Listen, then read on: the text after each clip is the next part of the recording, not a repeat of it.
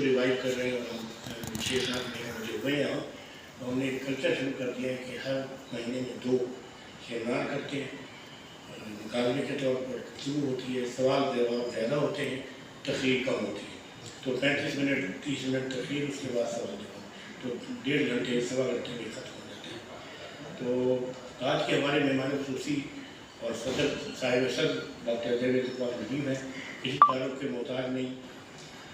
آج کل جو جم خانے کے دھولا ہیں، ہر مہینے بہت اچھی محفل کی جم خانہ میں کراتے ہیں، تو بہت اس میں علمی باتیں ہوتی ہیں، اور پاکستان فلاسفیکل ایسوسیشن کے چیئرمین ہیں،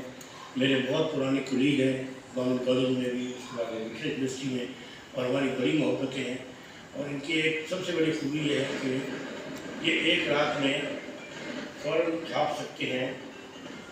ان کو ایک رات دی جائے تو یہ 2000 رسالے چھاپ سکتے ہیں۔ ماشاء اللہ ماشاء اللہ۔ خود بتائیں گے، تو بہت سی خوبیاں میں گنوا نہیں سکتا۔ ہمارے ساتھ موجود ہیں جناب قطب صاحب، پروفیسر قطب، یہ ٹیکسٹائل کے پاکستان میں میرا خیال ان سے بڑا ماہر کوئی نہیں ہے، اور یہ ٹیکسٹائل کے ٹیچر بھی، استاد بھی ہیں، ٹیکسٹائل ملز کے بھی بہت زیادہ، اور یہ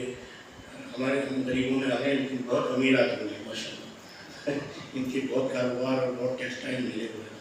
تو یہ علمی آدمی ہیں، یعنی کاروباری لوگوں میں بہت کم علمی لوگ ملتے ہیں، جن میں سے ایک ہی ہے، تو میں آپ کو نمون یاد ہی نہیں ہے۔ ہاں، یہ مجھے پتہ ہے کہ ہمارے بڑی بے قائدان سے مل چکے ہیں، اور ان کی خوبی ہے کہ یہ بہت اچھے آرٹسٹ بھی ہیں، بے بدل خطاط بہت ہیں، اچھی پینٹنگ کرتے ہیں، اور ہر موقع پر یہ آج بھی 2-3 پینٹنگ لائے ہوئے ہیں، وہاں پینٹنگ میرے کمرے میں لے آتے ہیں، وہ میرے پاس وقت نہیں بنا، سب کے بارے میں بہت سی باتیں کرتا۔ ڈاکٹر وحید الزمان طارق صاحب پیشے کے لحاظ سے ڈاکٹر، علم اور شوق کے لحاظ سے فارسی کے محقق اور اقبالیات کے محقق، ان دنوں نے یعنی یہ 27 جب کے اس وقت کرتا ہے، ڈائریکٹر ہیں، اور ساتھ ہی ایک بات بہت ان کا کام ہے، مختلف کتابیں ہیں، اور غالباً واحد اس وقت واحد صاحب دیوان شاعر فارسی کے پاکستان میں، تو یہ آج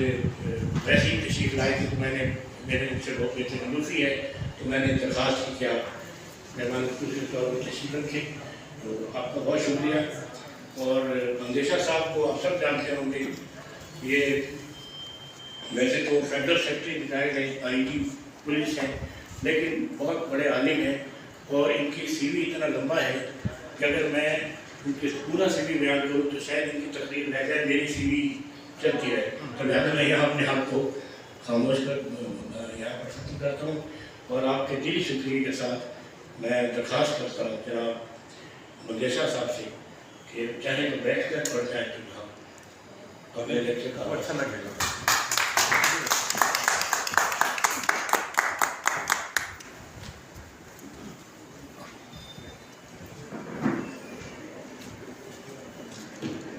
بسم اللہ الرحمن الرحیم۔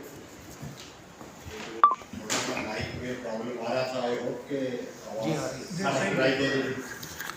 تو سب سے اس کے بارے میں میرا خیال تھا میرے موقع ملے گا 2 سال دینے کا، تو ڈاکٹر صاحب کا فرمائش ہے کہ میں قائدان سے میری جو ملاقاتیں ہیں زندگی میں وہ میں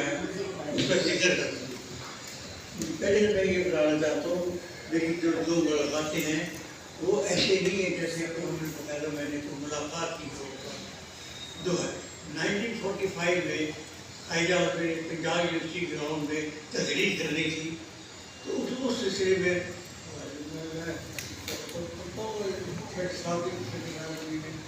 تو میں شوق تھا زمانے میں، تو ہم صبح سے جل رہے، اور سب سے مجھے بڑی خواہش تھی کہ میں قائدان کو دیکھوں، تو میں اتنی جلدی چلا گیا کہ وہاں اس کا کوئی اسٹیج لگ رہی تھی، تو تقریر اس کے 4 گھنٹے کے بعد ہونی تھی، ہم نے 4 گھنٹے وہاں پہ بیٹھے چپکے سے، اور اس کے بعد قائدان تشریف لائے اور انہوں نے تقریر کی، تو ایسے دوسرے کہاں ایسے لوگ ہاتھ لائے لوگوں نے، تو یہ میری ان کی پہلی ملاقات تھی جو دیکھی کہ موقع میں آئی۔ دوسرا اس کا ایک بات اس اسلامیہ کالج لاہور میں ان کی ایک تقریر تھی، تو اس میں اسلامیہ کالج والوں نے اخبار میں، میں نے ایسے ہمارے اس زمانے میں ہر گھر میں تقریباً اخبار پڑھا جاتا تھا، تو اخبار میں نے پڑھا کہ انہوں نے کہا کہ جو اسکاؤٹ لڑکے ہیں وہ قائد اعظم میں آنا ہے، تو وہاں ہم ڈیوٹی لگانی ہے، تو انٹرویو کے لیے آئے تو آتے تو ہم ان کی ڈیوٹی لگائیں گے۔ تو اس سلسلے میں ہم بھی پیدل ہم چپٹی رہتے تھے، وہ اکثر زبان پیدل ہی چلتے تھے، نہ سائیکل بھی نہیں تھا ہمارے پاس۔ تو وہاں پہ جب ہم وہاں پہنچے تو انہوں نے صرف 12 سلیکٹ کیے ہوئے تھے، انہوں نے ہمیں بتایا، اور میں اصل اسکول کا ہیڈ اسکاؤٹ بھی تھا، تو مجھے وہاں بھی انہوں نے ڈیوٹی یہ لے لگائی، یہاں قائد اعظم نے تقریر کرنی تھی، تو اسٹیج سے آدھی نہیں کی تھی، بہت 2 قدم تھی، تو میری ڈیوٹی لگائی تھی، میری ڈیوٹی یہ لگائی کہ قائد اعظم اسپیچ کرے، آپ نے اسپیچ مارنا ہے اور یہی کھڑے رہنا ہے بس، اور باقی لڑکوں کو آپ نے خود بھی ڈیوٹی لگائی جو آپ کی ڈیوٹی ہے۔ تو دوسری ملاقات میں میں بڑا الرٹ ہو گئے، ان کی تقریر سننے کے خیال میں بیٹھا ہوا تھا، تو سب سے پہلے تلاوت ہوئی، اس کے بعد ان کی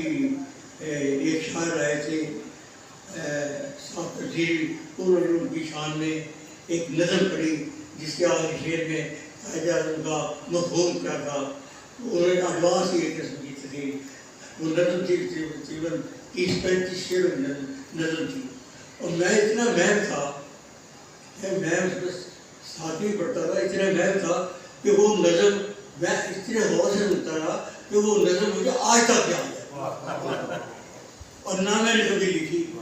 یہ ہو سکتا ہے کہ میں ہٹ جاتا ہوں لیکن مجھے ابھی تک یاد ہے۔ اچھا قاعدہ مجھے آئے تو میں نے ضرور مارا، تو یہ میری ان سے یہی ملاقات تھی اور یہی میری ان سے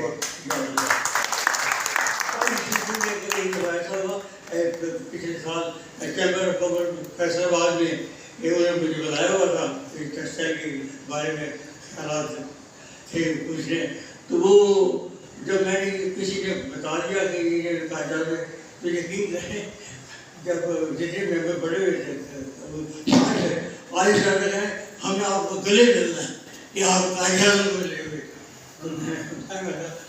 میرے میں کبھی خیال نہیں آیا تھا میں یہ بات کی تھی۔ اچھا میں صرف جو شعر میں آپ علامہ اقبال کا لکھے ہے میں پڑھنا چاہ رہا تھا لیکن I don't think so time ہے اتنا، میں ایک ہی شعر پڑھ دیتا ہوں اس کا آخری جو میں نے آپ کو وہ ہوا ہے تند و تیز لیکن چراغ وہ جلا رہا ہے، وہ مرد درویش جس کو اپنے عطا کیے انداز خسروانہ۔